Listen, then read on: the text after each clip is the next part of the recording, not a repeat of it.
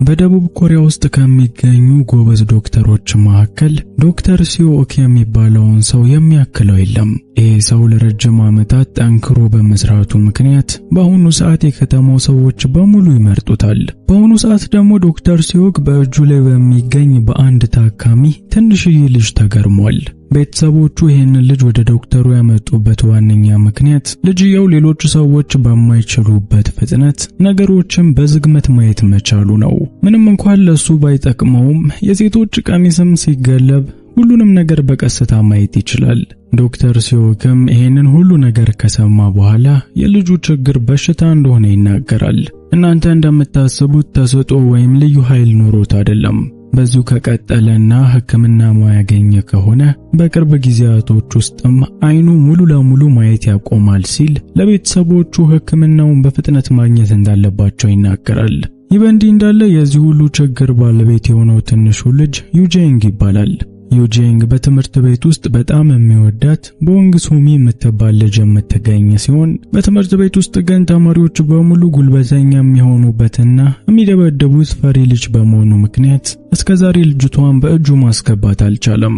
ከተወሰነ ጊዜ በኋላም ዶክተር ሲኦክ መነጽር በማድረግ የአይኑን ጤንነት ለተወሰነ ጊዜም ቢሆን መጠበቅ እንደሚችል ስለተናገረ ዩጄንግ በሚሄድበት ቦታ ሁሉ መነጽር ያደርግ ነበር። ታዲያ ትምህርት ቤት ውስጥ እንዲሁም የሚያሰቃዩትና የሚያበሽቁት ልጆች አሁን ደግሞ ይባስ ብሎ የትልቅ ሰው የሚመስል መነጽር አድርጎ በሚመጣ ሰዓት እሱን ለማብሸቅና ለመቀጥቀጥ ቆንጆ ምክንያት ሆኗቸዋል። በሌላ በኩል ይህን የተመለከተችው ቦንግ ሱሚም ሁሉንም ነገር ችላ ከዚህ ልጅ ጋር ጓደኛ ለመሆን ወስናለች። በዚህም ዩጄንግም በጣም ደስተኛ ሆኖ አሪፍ ጊዜዎችን አብረው እያሳለፉ የነበረ ሲሆን ባዩት ነገር የቀኑት ሌሎቹ ተማሪዎች ግን ቦንግ ሱሚንም ቢሆን ማሰቃየት በሚጀምሩ ሰዓት ቦንግ ሱሚ ይሄ ሁሉ የመጣብኝ ካንተ ጋር ጓደኛ በመሆኔ ነው በማለት ከዛን ጊዜ በኋላ ከዩጄንግ ጋር ማሳለፏን ሙሉ ለሙሉ አቁማለች። በሌላ በኩል የዩጄንግ ወላጅ አባት ልጁ አይኑን እንዳያጣ ሲል ገንዘብ ለመሰብሰብ ሳውዝ ኮሪያ ለቆ ወደ ሌላ ቦታ ሄዷል። ታዲያ በዚህ ጊዜም ዩጄንግ ከእናቱና ከእህቱ ጋር ብቻ እየኖረ የነበረ ሲሆን በትምህርት ቤትና በውጪ ላይም ልጆች ስለሚቀጠቅጡትና ስለሚያሰቃዩት ወደ ውጪ መውጣት ሙሉ ለሙሉ አቁሟል። ሙሉ ጊዜውንም የሚያሳልፈው እቤት ውስጥ የኮሪያ ተከታታይ ፊልሞችን እየተመለከተ እየተዝናና ነው። ታሪኩም ይህንን ተከትሎ በርካታ ጊዜያቶችን ወደፊት ይሻገራል። የዩጄንግ አባት አሁንም ድረስ ገንዘቡ በቂ አይደለም በማለት ወደ ቤቱ አልተመለሰም። ባለቤቱ ለበዓል ቀናት እንኳን መጣ ከኛ ጋር አሳልፍ ብላ ወደ ቤት እንዲመጣ ብትጠይቀውም አንድም ቀን አልተመለሰም። ዩጄንግም ቢሆን ከቤት ውስጥ መውጣቱን እንዳቆመ ሲሆን ልክ እንደ በፊቱም ጊዜውን የሚያሳልፈው ቆንጆ የኮሪያ የፍቅር ፊልሞችን በማየት ነው። ትዕይንቱ ሲቀየር የዩጄንግ ቤተሰቦች በጣም አሳዛኝ ዜና ሰምተዋል። የልጁን አይን ለመጠበቅ ሲል ገንዘብ ሊሰበስብ ከሀገር የወጣው አባትየው እዛው በሰው ሀገር ላይ ሕይወቱ አልፏል።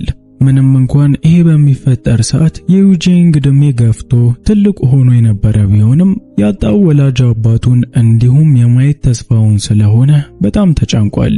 ወደ ዶክተር ሲኦክ ጋር በመሄድም የአባቱን ሞት ከነገረው በኋላ ከዚህ በኋላ ያለው ሕይወቱን ምን ማድረግ እንዳለበት ምክር እየጠየቀው ነው።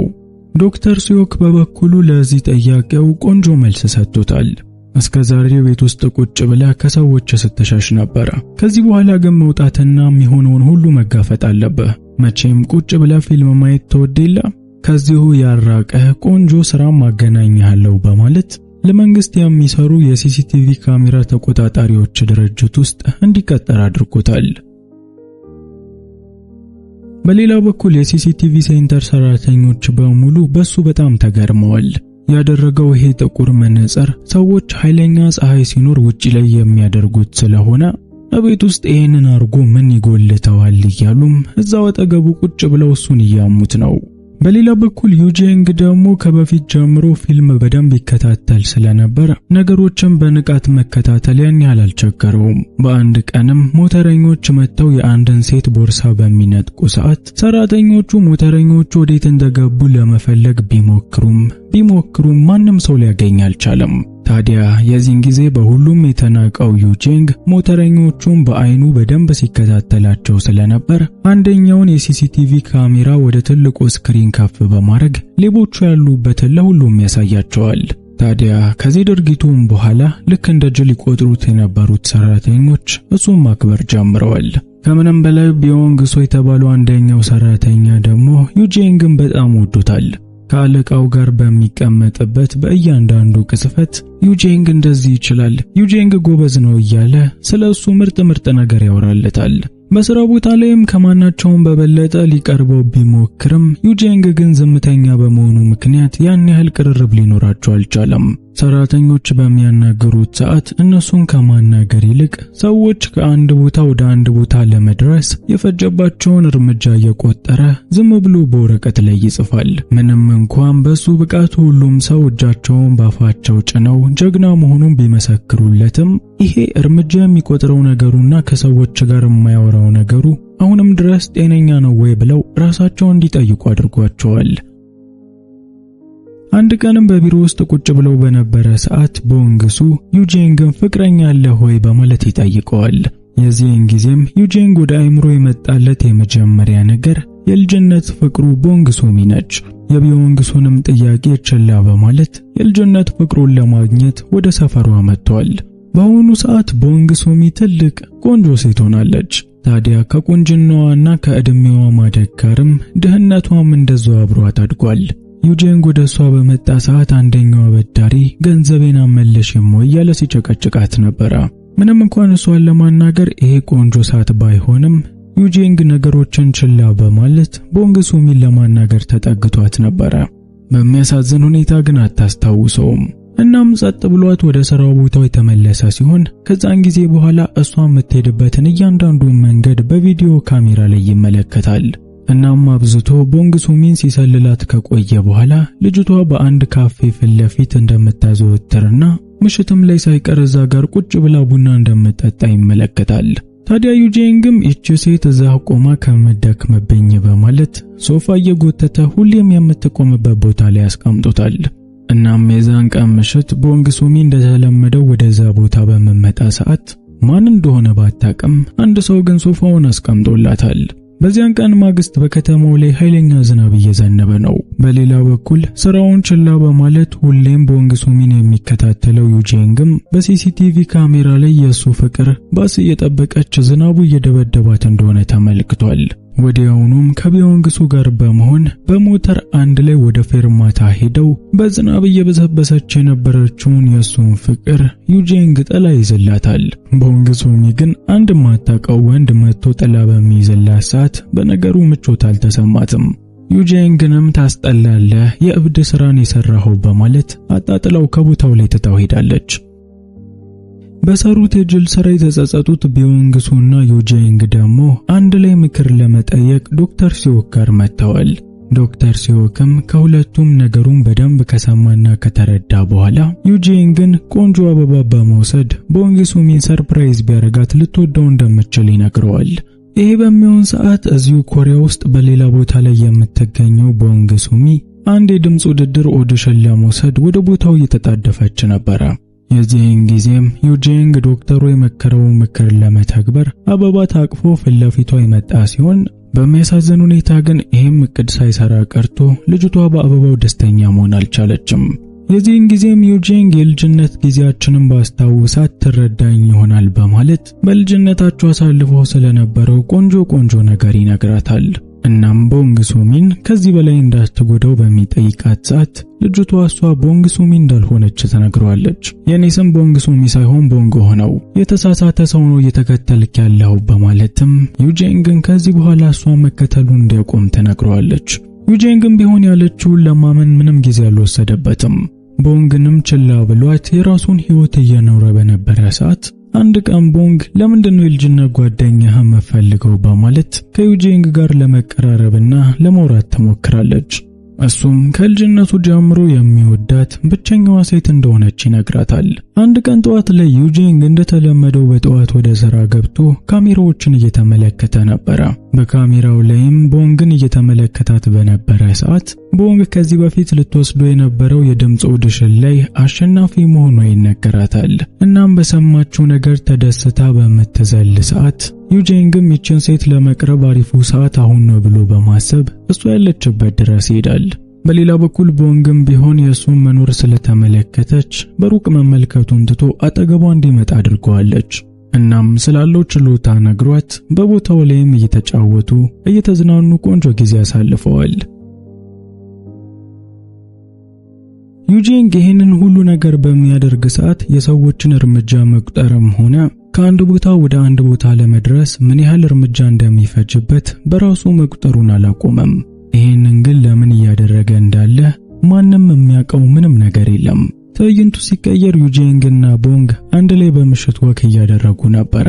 የዚህን ሰዓትም ቦንግ የዩጄንግ ስራ ምን እንደሆነ በመጠየቀው ሰዓት እሱም የሲሲቲቪ ካሜራ ተቆጣጣሪ እንደሆነና ሁልጊዜም እንቅስቃሴዎቿን የሚመለከተው ከዛ እንደሆነ ይነግራታል። እና ይሄንን ከነገራት በኋላ እቺም ማትረባ ቦንግ እዚህ ካፌ ፊት ለፊት ሁሌም የምትቆመው ለምን እንደሆነ ትነግረዋለች። እስከዛሬ ዩጄንግ እዚህ ካፌ ፊት ለፊት ስትቆም ወገቧን እንዳይደክማት ሲል ሶፋ አምጥቶ ያስቀመጠላት ከሰዎች መካከል ምናልባት መቀመጥ አትወድም ወይም ግርግር አይመቻትም ብሎ አስቦ ነበር። እውነታውን ስትናገረው ግን የደም ብዛቱን ከፍ አድርጋበታለች። ይቺ ቦንግ እዚህ ካፌ ፊት ለፊት የምትቆመው የካፌውን ባለቤት ስለምትወደውና የአይን ፍቅር ከሱ ላይ ስላለባት ነው። የሚገርመው ነገር ደግሞ ቦንግ ያንን የካፌ ባለቤት የወደደችው ያን ያህል መልካም ሆኖ ሳይሆን መኪና ስላለው ነው። ለዩጄንግ በመኪና ባህር ዳርቻ መሄድና መዝናናት የሁል ጊዜም ህልሜ ነው። ይሄንን ህልሜንም ለማሳካት ስል ይሄንን ሰውዬ የኔ ያደርገዋለሁ ስትል ነግረዋለች። ታዲያ ይሄንን የሰማ ዩጄንግ ደግሞ መኪና ከየትም አምጥቼ የሷን ፍላጎት ማሟላት አለብኝ፣ ባለካፌው መቅደም አለብኝ በማለት መኪና ያላቸው እንደሆነ የድርጅቱን ሰራተኞችና አብሮት የሚሰሩትን ሰዎች እየጠየቃቸው ነው። በሚያሳዝን ሁኔታ ግን ሁሉም የታወቁ ደሃ ስለሆኑ አንዳቸው መኪና ሊኖራቸው አልቻለም። በሌላ በኩል ቦንግ አበዳሪዋ አሁንም ቢሆን ቤቷንም ቢሆን ሽጣ እዳውን እንድትከፍል እየጨቀጨቃት ነው። ነገርየውም ከጭቅጭቅ አልፎ ቦንግን በጥፊ ለመምታት በሚሞክር ሰዓት ዩጄንግ በሞተር ከጓደኛው ቢዮንግሱ ጋር ይመጣል። ያው ምንም እንኳን ያንም ያክል ሰውዬ ማስፈራራት ባይችልም ሰውየው ትቷት እንዲሄድ ማድረግ ችሏል።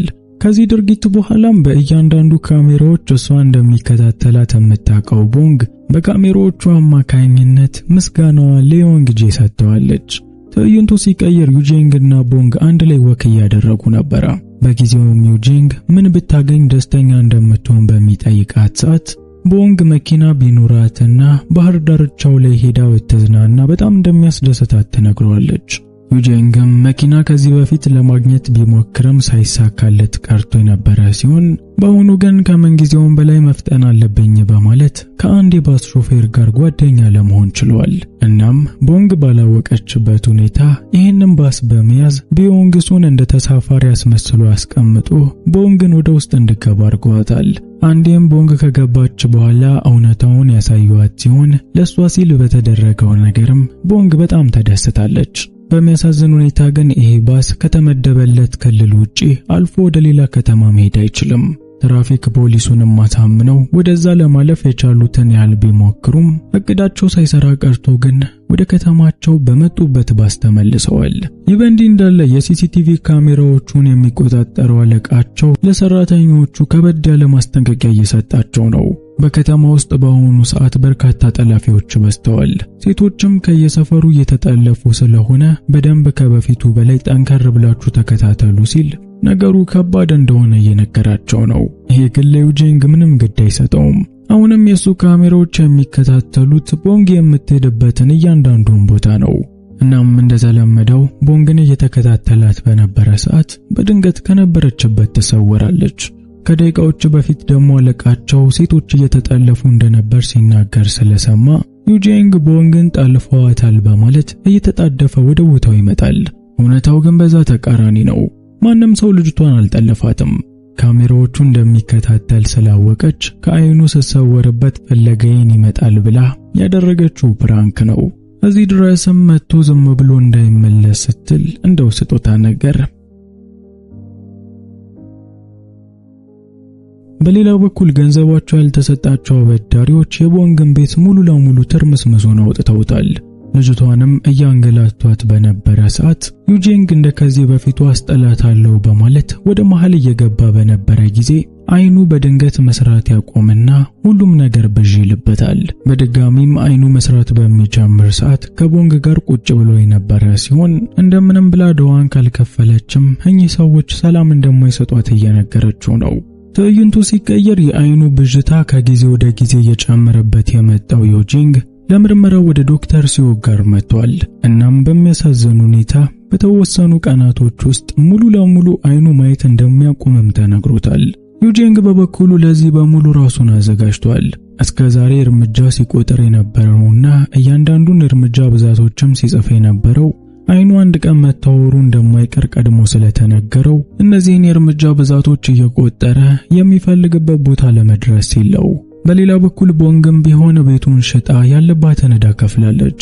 እናም ከዚህ በኋላ የሚጨቀጭቃት ምንም አበዳሪ ባይኖርም የምታድርበት ቦታ ግን የላትም። ይህ በእንዲህ እንዳለ በስራ ቦታ ላይ የዩጂንግ ባልደረባ ካሜራዎችን በደንብ በምትመለከት ሰዓት ከዚህ ቀደም ሴቶችን ሲጠልፍ የነበረው መኪና በአንድ ቦታ ላይ መቆሙን ትመለከታለች። ዩጂንግም ሴትዮዋ ያለችውን የካሜራ ቅጂ በሚመለከት ሰዓት ጓደኛው ቦንግም እዛው አቅራቢያ እንደምትገኝ ያስተውላል። ነገሩን የሰማው አለቃቸው በበኩሉ ወዲያውኑ ለፖሊሶች ወደ ቦታው እንዲሄዱ አመልክቷል። ዩጂንግ ግን ፖሊሶች ከመድረሳቸው በፊት ቦንግ የሆነ ነገር ትሆንብኛለች በማለት በሳይክል ወደ ቦታው ላይ ጉዞውን ይጀምራል። በሚያሳዝን ሁኔታ ግን በየመሃሉ ብዥ እያለ ሲያስቸግረው የነበረው አይኑ በአሁኑ ሙሉ ለሙሉ ይጨልምበትና ሳይክሉም ከአንድ መኪና ጋር ተጋጭቶ ይወድቃል። በሌላ በኩል ቢሮ ውስጥ የሚገኘው ጓደኛው ቢዮንግሱም ቢሆን እያንዳንዱን የዩጂንግን እንቅስቃሴ በካሜራዎቹ ሲከታተል ነበር። የጓደኛው ዩጂንግን መውደቅም ተከትሎ ወዲያውኑ ወደ ክስተቱ ቦታ ሄደ ሲሆን ቦንግንም ከጠላፊዎች ታድጓት የወደቀው ዩጂንግንም አንስቶታል። ከዛ ጊዜ በኋላ ቦንግ በራሷ ህይወት ቢዚ ስለሆነች ብዙም ጊዜ ከዩጂንግ ጋር አይገናኙም።